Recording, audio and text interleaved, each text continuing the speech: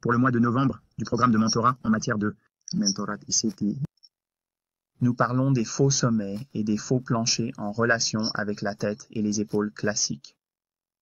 La configuration tête-épaule s'accompagne généralement d'un sommet de prix qui se négocie dans un petit retracement. Il crée ensuite un sommet plus élevé, puis il se rétracte plus bas et crée un autre sommet plus bas ou à court terme, et ensuite, en reliant ces 3 pics successifs, successifs dans le prix, c'est ce que l'on appelle classiquement la ligne de coup. Et les idées classiques de soutien et de résistance sont observées ici où, si la ligne de coup est brisée, souvent le cours se rétracte ou remonte jusqu'à la ligne de coup, puis se vend à nouveau. En ce qui concerne sélectionner des cibles, vous pouvez mesurer la fourchette entre la ligne de coup et la tête ou le sommet le plus élevé, et soustraire cette fourchette de la ligne de coup une fois que le prix passe en dessous, et cela vous donnera un objectif de prix raisonnable. Le problème avec ce modèle, c'est qu'il est enseigné dans tous les cours, parce qu'il est enseigné dans tous nos livres de vente au détail et autres. Tous les traders, lorsqu'ils commencent à travailler sur leur graphique, recherchent toujours ce type de schéma. Mais en général, les prix forment véritablement à des sommets intermédiaires ou à long terme seulement. Et en raison du manque de compréhension de la plupart des traders au détail, ils ont tendance à rechercher ces configurations classiques de sommets sur des cadres temporels inférieurs et souvent à un niveau bas significatif de prix, mais ils épousent le modèle. L'inverse est appelé tête et épaules inversées, et il s'agit d'un faux schéma. Nous n'enseignons pas vraiment ces schémas classiques, ils peuvent être trouvés sur Internet.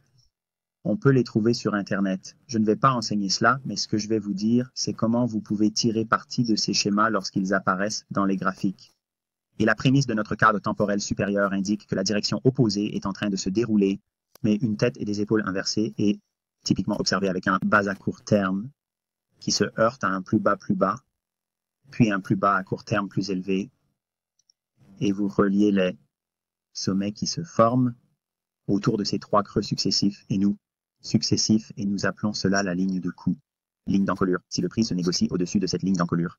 Classiquement, on s'attend à un recul des prix ou à un retracement jusqu'à la ligne de coup, ou un retracement jusqu'à la ligne de coup, puis une progression jusqu'à la cible et la fourchette de la ligne de coup jusqu'au plus bas de ces 3 plus bas, ajouté à la ligne de coup une fois que le prix l'aura franchi, ce qui vous donnerait un objectif de hausse raisonnable.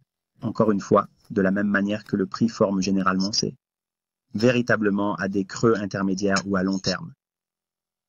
Et encore une fois, comme nous l'avons dit avec le schéma classique de la tête et des épaules, en raison de la faible compréhension de la plupart des détaillants, manque de compréhension de la plupart des traders au détail, ils se tournent vers les cadres temporels inférieurs et commencent à rechercher ce schéma de fond classique sur les graphiques à faible cadrage temporel et souvent à un sommet important du prix.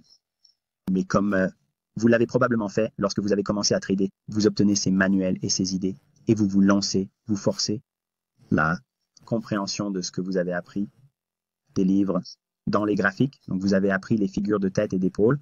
Donc il doit y avoir une figure de tête et d'épaule en ce moment, donc y aller et l'échanger. Et malheureusement, cela n'est pas toujours synonyme de rentabilité. Lorsque j'ai commencé à travailler sur les marchés à terme, c'était l'un des modèles qui ont fait l'objet d'une promotion très difficile parce qu'il s'agit d'attraper un haut et un bas et que choisir les hauts et les bas est l'un des pires jeux qui soient. Choisir les hauts et les bas est l'un des pires jeux à jouer, surtout pour un nouveau trader, parce que premièrement, même les pros chevronnés ne le font pas. D'accord, nous ne choisissons pas les hauts et les bas. Nous pouvons trader avec une précision assez impressionnante et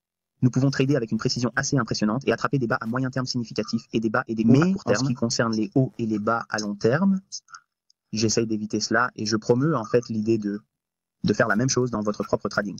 Essayez de ne pas le faire. Mais l'une des choses les plus intéressantes que j'ai apprises en étudiant les flux d'ordre institutionnels et en observant la manière dont les prix interbancaires sont délivrés, c'est que cela me permet de voir ces schémas lorsqu'ils se forment dans les graphiques de prix. Si j'ai une indication que le prix va en fait augmenter et je vois une figure de tête et d'épaule, ce serait un faux sommet. Ce qui serait à mon avis un faux sommet. À mon avis. Mais sur les graphiques, les détaillants verront cela comme un sommet. À l'inverse, si l'on considère une tête et des épaules inversées, il s'agit d'une configuration haussière des prix. Si je vois cela se produire alors que le marché est en réalité baissier, je chercherai à prendre une position courte. Et là où nous voyons la ligne de coup, revenons à la configuration standard de la tête et des épaules. Lorsque vous regardez la ligne de coût, ce que je vois, c'est une opportunité d'être long. Une fois que la ligne de coût est cassée à la baisse, surtout si nous sommes dans un environnement haussier revendiqué par les institutions. Cela signifie que si nous sommes dans un bas à long terme ou à moyen terme et qu'il forme trois sommets successifs en hausse, ce qui serait classiquement considéré comme une figure de tête et d'épaule, les chartistes verraient cela comme Les traders débutants et les traders moins informés sont particulièrement concernés par les indications baissières. J'aime voir quand le prix fait cela parce que pour moi, c'est un piège pour les détaillants. Et les teneurs de marché sont en fait des schémas graphiques classiques dans les prix où l'on peut en fait se faire piéger en pensant que simplement parce qu'on a vu une formation de tête et d'épaule et que la ligne de coût est cassée, lorsque la ligne de coût est cassée, je ne considère pas ce repli comme une reprise de la baisse ou un nouveau scénario de vente. Je le vois comme une position longue en soupe de tortue qui a atteint 2 creux précédents, là où se trouvaient les creux nets. Je considère cela comme une opportunité d'achat. J'achèterai donc les stops de vente en dessous de ces bas égaux ou là où se trouve la ligne de coût, puis je chercherai la tête ou le sommet le plus élevé à violer et j'achèterai les stops de vente en dessous de ces bas égaux. J'essaierai de jumeler mes sorties longues avec les stops d'achat au-dessus du sommet le plus élevé dans ce schéma et ce sera mon premier objectif. Dans le cas d'une tête et épaule inversée, je ferai l'inverse. Si je recherche l'action des prix soit baissière, comme l'indiquerait un cadre temporel plus élevé, et que je vois un creux avec un creux plus bas et un creux plus haut, ce qui serait considéré comme une tête et des épaules inversées, je ne vois pas cela comme une cassure haussière au-dessus de la ligne de coût. Je considère en fait cela comme un run sur les stops d'achat, et je vais chercher à vendre à découvert à ce niveau, et je ne m'attends pas à ce que le prix augmente, mais plutôt à ce qu'il explose ses sommets égaux, et ensuite faire une course pour les stops de vente en dessous de ce qui serait considéré comme la tête de ce schéma où le plus bas est l'action de prix la plus récente. Vous pouvez en fait prendre votre premier profit à l'épaule droite de ces deux configurations, respectivement, mais regardons quelques exemples de graphiques pour voir à quoi ressemble cette configuration en termes de prix. Ok les amis, nous regardons un graphique journalier de la livre sterling USD ou tableau. Et j'aimerais que vous regardiez cette bougie baissière juste avant la hausse. Nous avons consolidé pendant un certain temps. Le prix a baissé et a atteint ce même bloc de commande ici. Ok, fermé dans l'écart. Fair value gap entre le haut et le milieu de la bougie. Au milieu de la bougie, et regardez cette bougie juste à côté. Le prix a baissé et a respecté cet intervalle. D'accord. Ici, il n'est pas allé plus loin que ça. Et puis ce jour-là, c'est le 10e. Nous avons négocié à travers la bougie baissière, ce qui en fait un bloc d'ordre haussier ici même. Donc à partir de cette bougie haute jusqu'à son ouverture, il devient sensible d'être un acheteur.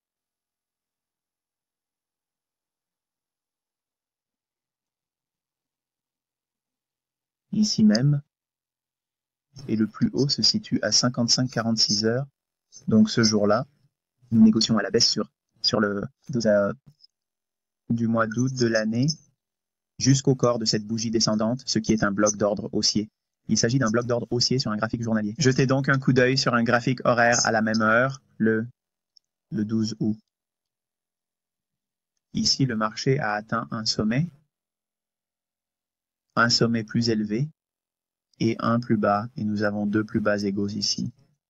Qu'est-ce que c'est? Nous avons un modèle de tête et d'épaule. Les traders de détail vont voir cela comme un scénario de vente.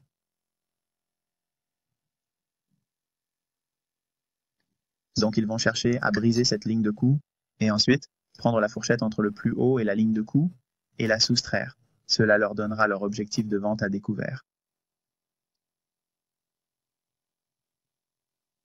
Nous avons donc cette fourchette ici et nous pouvons la reproduire et nous donner notre objectif de baisse.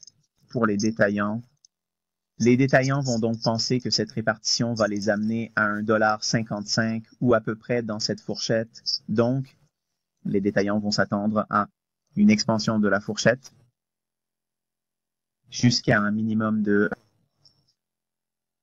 54,95 $. Nous ne nous attendons pas à cela, car sur le graphique journalier, nous nous attendons à ce que le bloc d'ordre haussier envoie les prix à la hausse. Ainsi, alors que nous voyons une configuration régulière de tête et d'épaule, ce qui serait une tendance baissière classique, Dans le cadre de l'étude de l'action des prix, en ce qui concerne le flux d'ordre institutionnel, nous considérons la descente en dessous de ces niveaux comme une descente sur les stops de vente.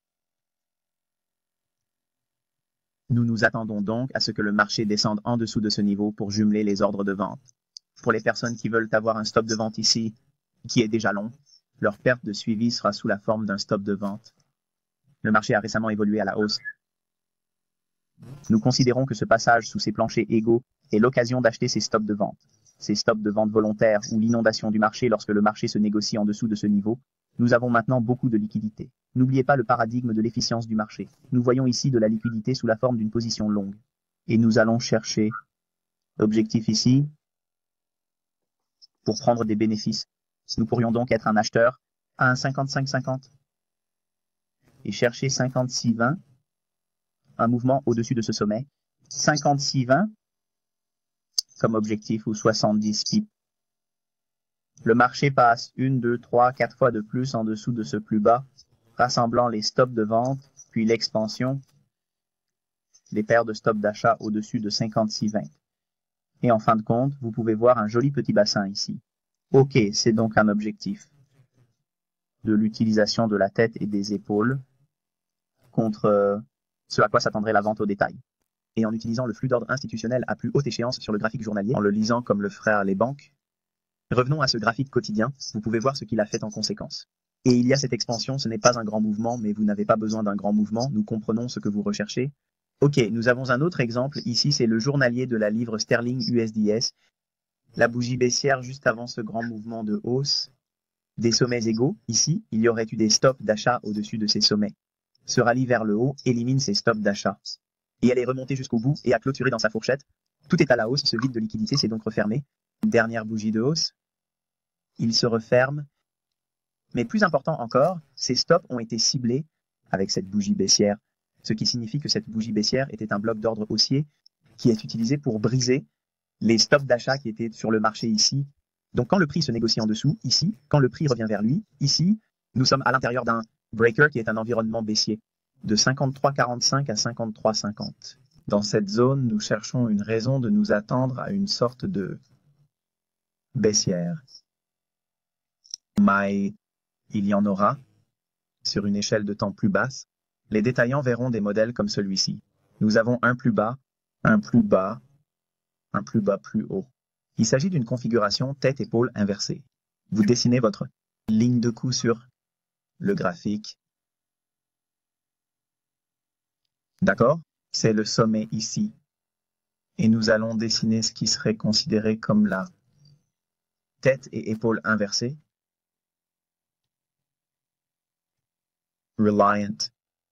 Ces deux niveaux ici. Et la différence serait entre le plus bas et cette ligne de coup. Une fois que nous l'avons dépassé,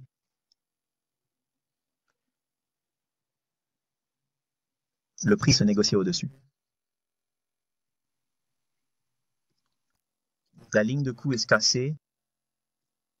Les stops en dessous d'ici seraient ciblés. Donc vente à la hausse ici sur une cassure au-dessus de la ligne de coup. Et non considérer cela comme une hausse en échange de prix plus élevés. Mais il faut s'attendre à ce qu'ils se vendent en passant au-dessus. Nous chercherions donc à ce que ce mouvement pour vendre dans les stops d'achat au-dessus de ce sommet ici et au-dessus de ce sommet ici. C'est pourquoi nous nous attendons à voir une certaine tendance baissière ici. Ensuite, nous attendrions une descente en dessous de ces points bas. Plus que cela ici. Mais néanmoins, ce n'est pas un mauvais petit trade. 10, 20, 30, 40, 50, 60, 70, 80 pips ou plus en cours d'exécution d'un bas. Ici, revenons au journalier. D'accord, nous allons regarder ce sommet ici. Le prix se négocie jusqu'à lui. Ici, nous allons utiliser le plus bas de la dernière bougie ascendante. Ici est le corps de la bougie. Vous pouvez voir qu'il se négocie à la hausse dans cette bougie également. Et nous allons regarder vers le haut. Au 18e. Le octobre. OK, nous avons donc ici le 15e créant une tête et épaule inversées, ce qui serait considéré comme haussier. Donc si nous dépassons